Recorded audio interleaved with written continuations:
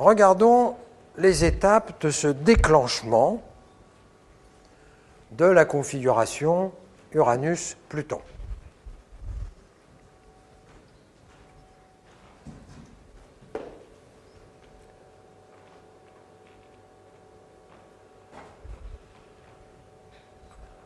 Premier carré Uranus-Pluton, à quelques jours près, c'est les élections et la destitution de Moubarak. Moubarak est élu, il squatte le pouvoir. Révolte populaire.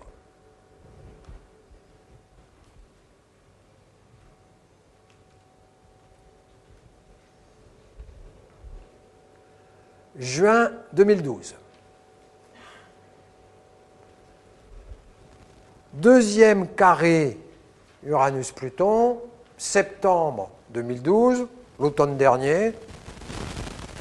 Ouf, rien de spécial. C'est pas activé. Pas rien.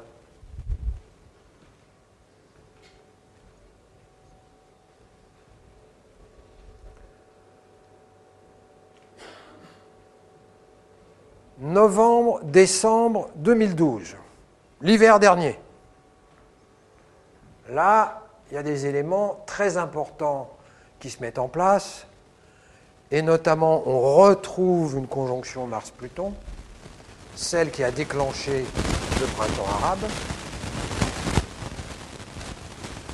et il y a Saturne qui vient se mettre de la partie, qui vient activer Pluton. On est donc dans une configuration Saturne-Pluton, où là, on va retrouver tout ce qui touche le pétrole, on va retrouver tout ce qui touche l'atome, on va retrouver tout ce qui touche le pouvoir souterrain, qui vient miner l'élan des peuples en récupérant le pouvoir par en dessous. On voit très bien ça se passer dans les pays arabes pendant l'hiver dernier. Comment les frères musulmans récupèrent le pouvoir et comment ça exaspère, évidemment, au bout d'un moment, la population. Mais là, on n'est pas dans l'exaspération. Jupiter vient activer Pluton, vient activer Saturne, mais pas Uranus. Donc le mouvement populaire de liberté individuelle se trouve confronté à un grignotage souterrain de confiscation des droits individuels. C'est ce qui se passe dans l'hiver dernier, dans tous les pays arabes, que ça se passe en Tunisie, en Égypte, partout. On retrouve ici cette configuration plutonienne qui était au départ, on l'a vu, c'est-à-dire que ce mouvement d'innovation se trouve confronté à la queue du saurien, se trouve confronté à l'avidité du pouvoir, se trouve confronté à tout ce qui va permettre à ceux qui ont le pouvoir de le garder par tous les moyens possibles et imaginables. On voit très bien comment ça se passe en Syrie. On a vu, ça a été inauguré dans un contexte plutonien. Il n'y a pas de cadeau. Je veux dire, il n'y a pas de... il y a un problème, il y a une solution. C'est froid. Ce sont des décisions mathématiques. On n'arrive pas à mater la population. Pas de problème, un petit coup de gaz. Ça va les calmer. Avec Pluton, je veux dire, il n'y a pas de morale. Ce qui est le moteur, c'est de conserver le pouvoir. Et ce qui se passe ici aussi est en lien avec le terrorisme, puisque le terrorisme est soutenu par les instances qui cherchent à conserver le pouvoir. Donc, novembre-décembre, squatté. Le mouvement de liberté se trouve confronté à une occultation.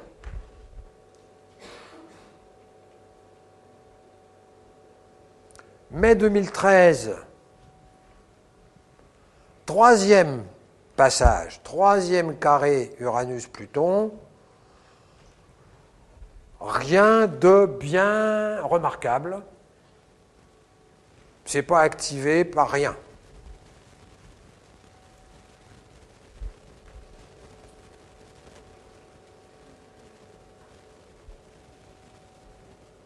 Petit récapitulatif.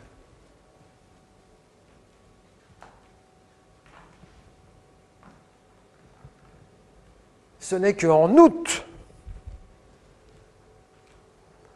que la configuration du carré va être activée par Jupiter.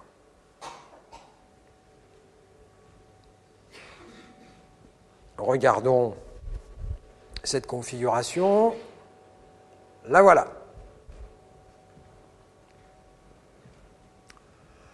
Juin à août 2013. Regardez. Il y a un demi-grand carré. Évidemment, ici, on est dans une déformation, donc ça n'apparaît pas comme étant des carrés. Mais de fait, c'est 90 degrés. Donc, Uranus-Pluton 90 degrés, mais il y a des doubles 90 degrés, et par Mars et par Jupiter. D'où le déclenchement des révoltes populaires dans le Maghreb, la contestation de la prise de pouvoir qui s'est faite dans l'hiver 2012, on l'a vu tout à l'heure dans un contexte plutonien, et la contestation internationale de ce qui se passe en Syrie. Rappelez-vous, dans la conjonction Saturne-Uranus, c'est l'apparition de l'interventionnisme humanitaire. Vous vous souvenez de ça? Ben, on est en plein dans ce questionnement-là. Est-ce qu'on doit intervenir? Est-ce qu'on ne doit pas intervenir en Syrie? On est en plein dans ce questionnement. Alors, évidemment, on est beaucoup plus dans un questionnement mature que cela n'était à l'époque de la conjonction de Saturne à Uranus en 88. 88, c'est le tout début de « on est les meilleurs, on va intervenir », voilà. Ça s'est quand même confronté au Kosovo, c'est pas si simple que ça. Hein. Et donc, on est dans les mêmes contextes là que le Kosovo, d'extermination de population. Question, voilà, faut-il intervenir, faut-il pas intervenir? Parce qu'on est dans un questionnement qui est beaucoup plus globalisant qu'à l'époque où c'était tout neuf, tout nouveau, on part en guerre, on y va, entre-temps il y a eu la guerre d'Irak quand même. Les Américains, ils ne sont pas prêts à remettre les pieds quand même.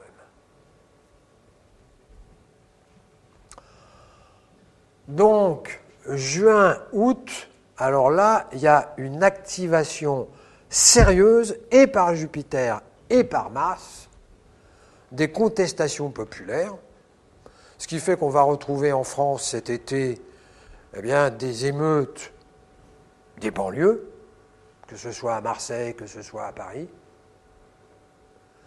On va retrouver des émeutes, évidemment, dans les pays du Maghreb. On est toujours dans « on veut une liberté, on veut exister, le système nous étouffe, on n'est pas d'accord avec le système ».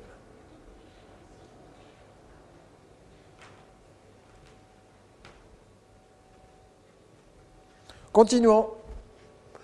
Là, on est juin-août, hein, c'était il y a le mois dernier. Maintenant, on va faire des prospectives. Qu'est-ce qui se présente à venir? Que peut-on attendre des conséquences de ce qui se passe en juin-août, des conséquences du printemps arabe, des conséquences de la Syrie, etc.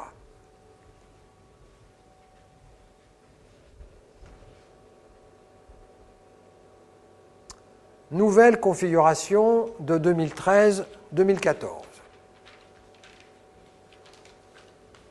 Octobre 2013. Mars, tout seul, Jupiter, il n'est pas en jeu. Le carré Uranus-Pluton numéro 4 se fait de manière exacte au moment même où Mars vient l'activer. Bon, ce ne sont pas des configurations majeures. Ce ne sont pas des quadratures, ce ne sont pas des oppositions, c'est des phénomènes de résonance qui sont moins puissants qu'une conjonction, une opposition, une quadrature. Mais quand même, au moment où se passe la configuration exacte, Mars est là pour activer la configuration exacte. Donc ça, c'est le futur, c'est pas dans longtemps, c'est fin octobre. Fin octobre, début décembre. Où là, ça risque de chauffer. Soit en Occident avec les banlieues, ou avec le mouvement des contestataires par rapport aux retraites, aux impôts qui augmentent, voilà, que ce soit en Grèce, que ce soit en Espagne, que ce soit en France. Il y a un ras-le-bol quand même. Il y a un ras-le-bol général qui commence à faire pression, et notamment dans les entreprises. Dans les entreprises, ça devient invivable. Complètement invivable. Parce que on est dans des contextes plutoniens où il faut faire de l'argent, où il faut être rentable, et l'humain là-dedans, ça n'existe pas. Et là, Uranus, il n'est pas d'accord. Là, Uranus, il dit, moi je suis un être humain, je ne suis pas une chose que l'on exploite. Donc, novembre 2013. Petite activation nouvelle. Donc, petite activation nouvelle, petite activation dans les pays du Maghreb, petite activation dans tout ce qui a à voir avec les banlieues, et peut-être l'Espagne, peut-être la Grèce. Voilà. Il peut y avoir des contaminations. On a vu qu'en 1848, ça fait contagion. En 68, c'est pareil, ça fait contagion. Le printemps arabe, ça a fait contagion dans le monde arabe, mais il se pourrait que la contagion prenne dans les pays occidentaux. Et alors, vous allez voir l'étape d'après. Alors là, c'est le pompon. Décembre 2013, janvier 2014. Il y a une tension, là. Là, il y a Mars qui a disparu, là. Mars fait opposition à Uranus, et fait carré à Pluton, et fait carré à Jupiter. Mais là, ça n'explose pas. Ça se tend.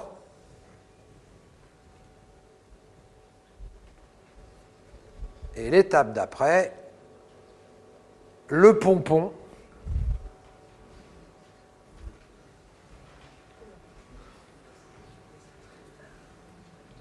C'est le pompon. 22 avril 2014. Sur le plan astronomique. Hein. Ça s'appelle un grand carré. c'est quand même assez rarissime. Surtout avec des planètes qui ne vont pas vite.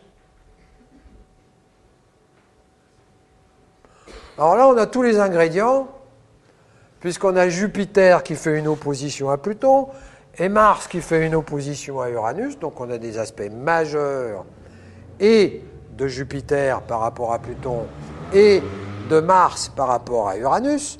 Donc Jupiter par rapport à Pluton, ça renvoie à la Syrie, ça renvoie à toutes les magouilles, ça renvoie aux choses très compliquées qui se passent dans le Moyen-Orient, dans les enjeux souterrains avec les frères musulmans, c'est extrêmement complexe.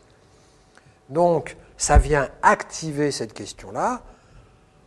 Tout le côté souterrain devient activé, mais Mars vient activer Uranus dans le sens inverse,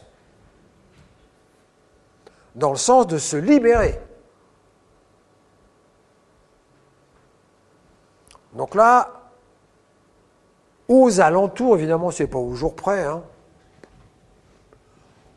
aux alentours du printemps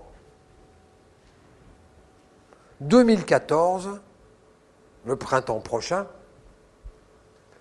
il faut s'attendre à ce que ça chauffe dans les chaumières. Mouvement de contestation populaire, révolte populaire, rejet du système. On pense à 68. Hein. C'est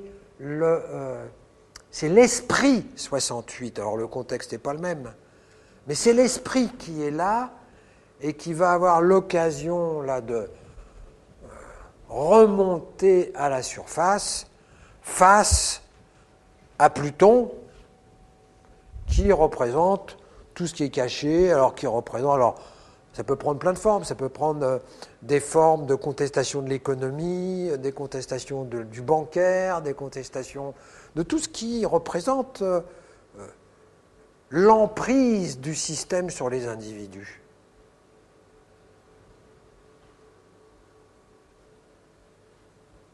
Et en même temps, et paradoxalement, des avancées majeures au niveau de l'informatique.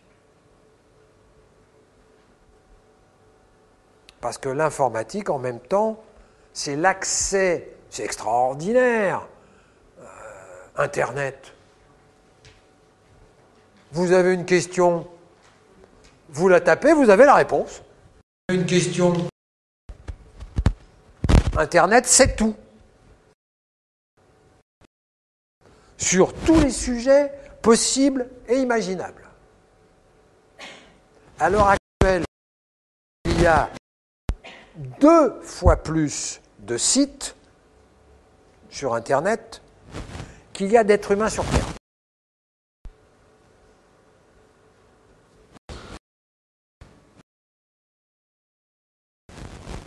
Et avec l'émergence des nouvelles technologies, on a vu comment les petites tablettes, les trucs comme ça a bouleversé les enfants.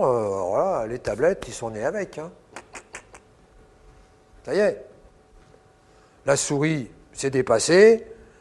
Soyons tactiles. Eh bien, on va passer du tactile à l'expression corporelle.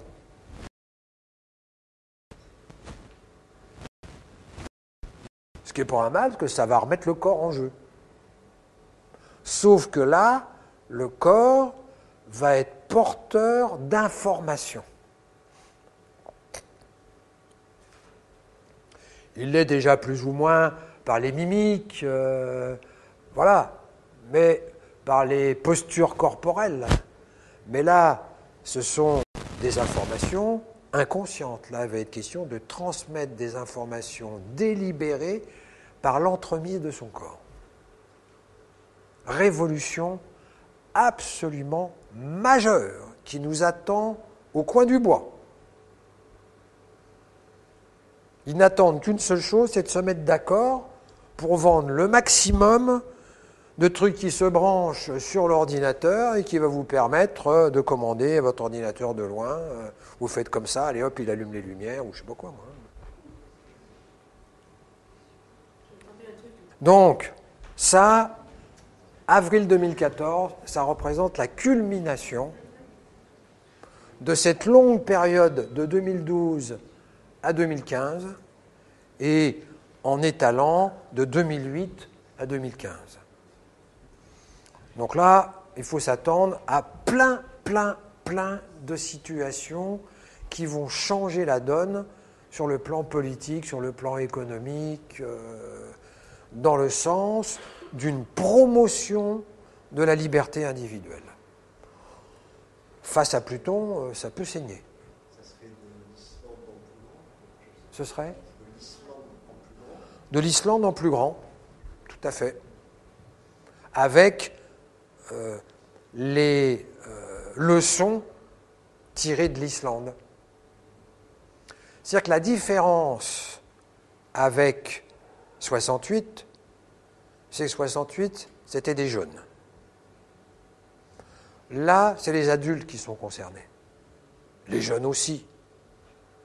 Mais c'est le ras-le-bol des adultes.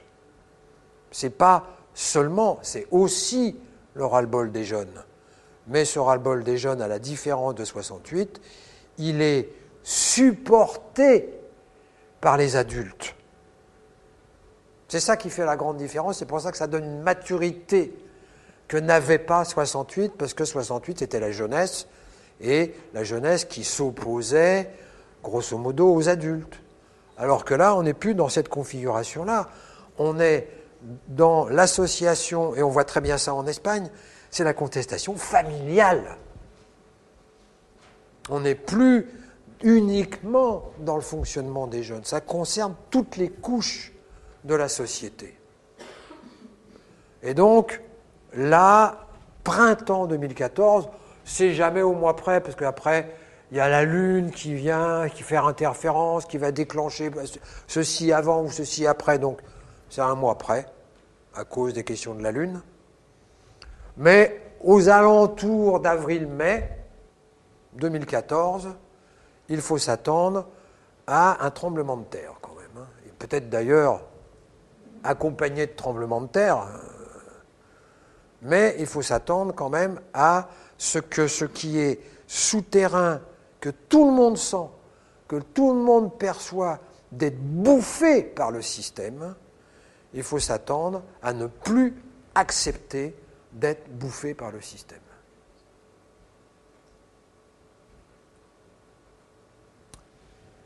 « 2014, c'est pas la fin. C'est la culmination. Pour rester dans 2014, parce qu'il y a 2015 après, on voit que Saturne se met de la partie. Au moment même où il y a le 6e carré, là c'est plus Jupiter qui se met de la partie, c'est Saturne. Donc, Saturne-Pluton, tout le système économico-politico, je t'attrape et je te mets dans la boîte. Et la crise économique qui a démarré à l'opposition revient au galop, avec une configuration, une nouvelle configuration, là c'est plus une opposition, une nouvelle configuration, Saturne-Uranus, qui représente les conséquences de l'opposition Saturne-Uranus de 2008-2010. Donc là, il y a un facteur économique majeur qui fait interférence et qui continue cette remise en cause du système. Avec, évidemment, une tentative par l'entremise de Saturne-Pluton de mettre des rustines, de rien changer et d'essayer d'aller à gauche, aller à droite pour éviter les écueils, mais de rien changer dans le fond. Ça fait partie du programme aussi. Il y a un dernier passage, 2015, qui peut tout à fait remettre en cause les configurations Saturne-Pluton. Voilà un petit peu une explication, une mise au clair de ce qui se joue pour nous dans notre vie, parce qu'on est acteur de ça. On est soumis dans notre vie à ces situations dans le boulot, on est soumis à ces situations dans la famille, on est soumis à ces situations à cause du système et par le système. Et on est dans un temps de contestation, on est dans un temps de non-acceptation, de l'inéluctable, de « oh, on ne peut rien changer », etc. La preuve qu'on peut changer, hein, les pays du Maghreb, ils donnent. Hein. Ils nous montrent l'exemple. Voilà pour cette démonstration astronomique, cette compréhension astrologique de ce qui se joue sous nos yeux et de comprendre l'ampleur de ce qui se joue derrière ça. Ce qui se joue derrière ça, c'est le changement d'une société, fondamentalement. Voilà, je présume que vous avez des questions, donc c'est le moment de poser des questions.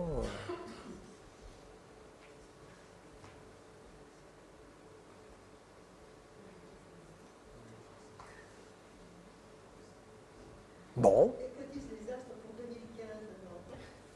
Que dit l'astrologie pour 2015? Ben, il y a le 7e carré Le 7e carré? en 2015. C'est-à-dire c'est encore Ben, le 7e carré, on le verra l'année prochaine, à la prochaine conférence d'astrologie mondiale. Puisqu'elle aura lieu en septembre 2014. Ça sera justement l'occasion de voir qu'est-ce que c'est devenu tout ça dans la réalité humaine et économique. Comment, parce que les choses ne sont pas jouées, si on fait le parallèle entre notre vie à nous, parce que dans notre vie à nous, on a des cycles aussi, des cycles de changement, des cycles de transformation. On y répond plus ou moins. Et en tant qu'astrologue, on ne sait pas du tout si à telle date, il y a telle configuration, mais est-ce que la personne à telle date, elle a mis en route un changement dans sa vie? Bien malin, celui qui est capable de le dire, peut-être qu'elle mettra en route l'étape d'après, ou encore l'étape d'après, ou pas du tout. Dans les cycles de vie individuels, il y a des configurations comme ça, mais il y a des personnes pour qui il ne se passe rien. Rien du tout. Moyennant quoi, 2 ans après, maladie, cancer, c'est-à-dire qu'on ne désobéit pas impunément à l'univers. On a le droit de le faire, on peut le faire et on le fait. Mais il y a des conséquences. Donc l'humanité a la possibilité de décider de répondre aux défis de changement ou de ne pas répondre. C'est comme l'individu, disons que l'humanité, c'est un grand individu qui est l'humanité, qui est une unité, qui est l'humanité. Eh bien, l'humanité, elle est soumise au même type de changement, avec des ampleurs différentes, évidemment, que celle qui implique les changements de l'individu. C'est pour ça qu'en astrologie mondiale, on ne sait pas comment ça va se jouer dans la réalité. On a vu Saturne opposer Uranus. C'était l'occasion de changer le système économique. 0 changement et au contraire, encore plus. On est libre. C'est ça, la liberté de l'être humain.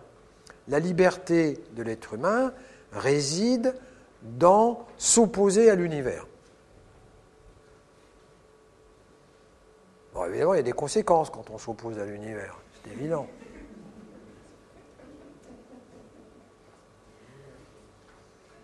l'humanité est malade. Pourquoi l'humanité est malade? Eh bien, parce que l'humanité passe son temps à s'opposer à la nature.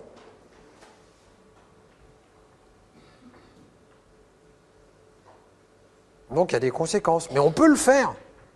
La preuve, on le fait. C'est ça la liberté de l'être humain. On peut désobéir.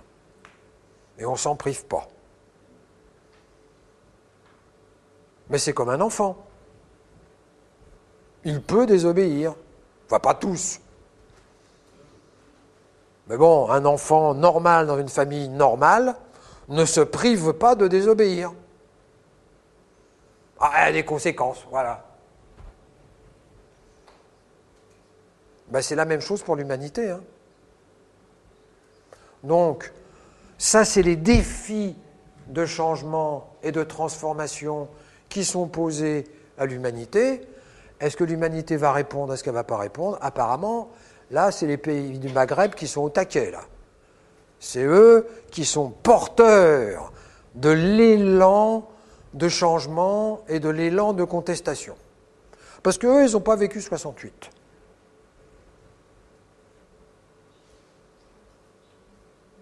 La Chine, elle l'a vécu, alors à fond. Les pays occidentaux l'ont vécu. Donc, ben voilà, c'est les pays du Maghreb qui sont... voilà, c'est leur boulot. Leur boulot, c'est de mettre en œuvre, de donner l'exemple du changement. Oui, le changement est possible, malgré les forces occultes.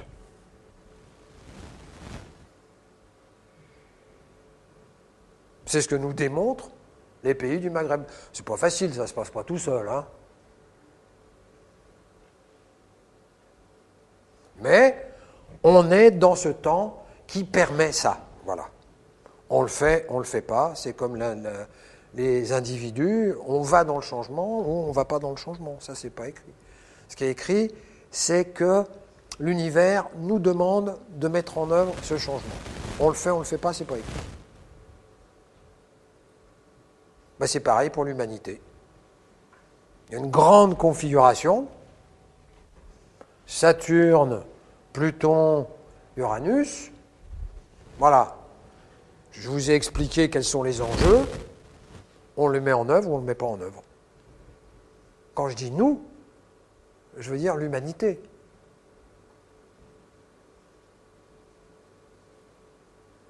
Et, comme à l'intérieur d'une famille, eh bien, les changements sont déclenchés par certains membres de la famille.